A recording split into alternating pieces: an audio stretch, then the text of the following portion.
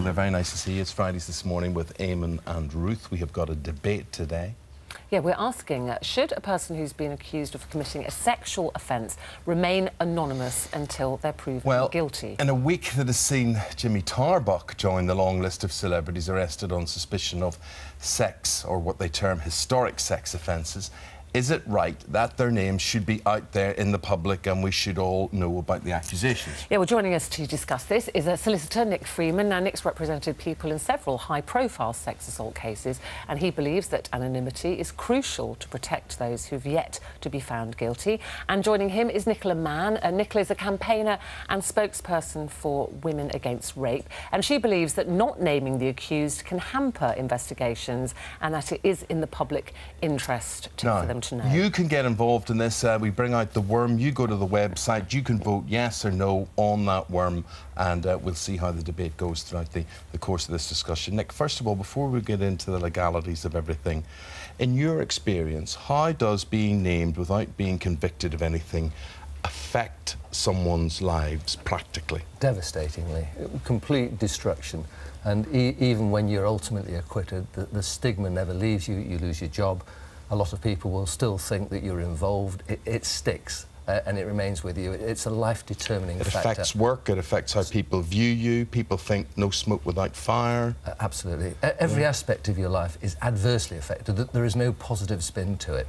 What proportion of those accusations are people found innocent from? I mean, what would you say it would break down? The statistics are fascinating, and the problem isn't really with anonymity. Last year there were 473,000 people who were the victims of sexual assault, which is a massive number, and only 54,000 were recorded by the police. So the whole problem is really trying to encourage people to come forward in the first place, as opposed to whether there should be anonymity or not. But Nicola, I suppose you would say to get people to come forward if they know that other people have been affected. So if somebody is named, that actually makes people come forward, as we've seen in the Jimmy Savile case, that it gave them the kind of courage to think, well, it wasn't just me.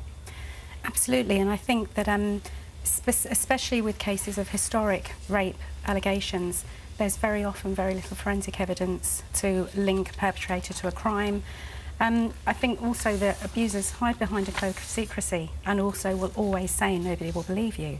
Now, if we have anonymity in place, these people are going to think that their assaults have been in isolation. And if we had anonymity for all perpetrators or suspected perpetrators of rape, then the conviction rate isn't going to go up at all. Well, the conviction rate actually is going up. It's gone up to 63% for people who are accused of rape. But it's still only 6.5% of all prosecutions end in rape, which is still really poor. But the whole problem here is not enough people. People are not comfortable with coming forward to the police initially. That is where the vast majority of the problem lies. And I'm suggesting there should be anonymity as a general rule, but in the sort of cases that you're talking about, there should always be a discretion, either by the Crown Prosecution Service or the police, if they believe it's in the public interest to raise anonymity, should it exist, that they go to a judge and say, look, these are our concerns. We believe there are a lot of people who are affected. I'm making an application. We want to name this person and afford everyone else the opportunity of coming forward. So the accused should have the same rights as the accuser? Absolutely, and there isn't a level playing field at the moment, and it's one of the few areas that there isn't. So that sounds... There absolutely isn't a level playing field, you're quite right, because quite often, especially with regards to rape cases, the defendants are often treated a lot more favourably than the victims. And Nick, when you said that the stigma of being attached to an allegation, whether you're found guilty or acquitted, stays with you for life, it absolutely stays with you for life if you're a victim as well. I agree because completely. So many women don't actually even get to a courtroom, or children or men, they don't get to a courtroom even to see their accused face the charge. And actually 1 in 3 women, a third of women in prison that have been imprisoned for committing a non-violent crime or a petty offence, a third of them has suffered sexual abuse. Now, the majority of those probably never ever got justice in a court. Nicola, you're talking about statistics and things there. Just look at this worm. At the moment, as we're in the middle of the debate, and over 3/4 of people are in favour of what Nick's having to say. What is the point that they are missing? I think the point that they're missing is, I think the public have a right to their opinion, but I think they need to be aware of the full facts of what actually happens when, from the minute you suffer a sexual assault, whether you go to the police or you don't. I think there's a very common myth that so many allegations of rape are false, when actually they're less than 2% that are false. The other but for the problem ones is that are false, that will have such a huge impact on whoever they've accused, if their name is made public. But the other problem with that is that if you don't name people that have been charged for any offence, you know, the police won't be able to appeal to Crime Watch. There's also a stigma attached to crimes such as violence against children and terrorism, but we wouldn't ask for anonymity in those cases. Yeah, why should it just be anonymity for sexual offences? It isn't just for sexual offences, it is for certain acts of terrorism, and it is for children as well. And of course, what Nicola's talking about, there is a terrible stigma, and that's why complainants have anonymity to protect them. And I can't see how it would ever adversely affect the situation that Nicola's proposing if we had anonymity, subject to the caveat that it's raised under certain circumstances. That would cover the whole scenario. What we want to do is we want to convict... Would the police necessarily know, Nick, if somebody was a serial offender? I believe they would. You know, if they're anonymous, then people aren't going to come forward. So how would they know? Well, they're not anonymous to the police. No, but I mean, they wouldn't always know that there might be other people. Well, the police do know. They have intelligence. They have massive resources. They do know if they're dealing with a particular suspect, their modus operandi indicates quite clearly that this has happened on numerous previous occasions. And if they believe that, they go to a judge and say so. They clearly... We all want to convict rapists. We want to acquit the people who are innocent, but we don't want to destroy those people's lives. You're shaking your head there, Nicola. No, we don't, I'm afraid. As Southwark recently, the Sapphire unit of Southwark has been exposed, they implemented their own policy of trying to convince women to retract rape allegations. Quite often, women were actually threatened with prosecution if they didn't. We've worked with women that actually were forced to retract and were then arrested for making a false rape allegation. So I think that the idea that the police want to convict rapists and do a brilliant job, the biggest problem that we face, I think, is the fact that a lot of investigations aren't carried out thoroughly. They're carried out, they're so biased towards the defendant and not the victim. But does that justify, you know, even the fact that one person, one high-profile celebrity's life can be ruined? You would say, well, look, that's OK, I'm sorry, but the needs of the many got away outweigh the needs of the few. No, I'm not saying it's OK, but if we were concentrating more on holding the police accountable when they don't actually conduct thorough investigations, because if thorough investigations were conducted, Nick, I think you'd agree as well, that if a woman has made a false rape allegation, which is, again, we have to stress, out of all allegations, it's less than 2% of women that do.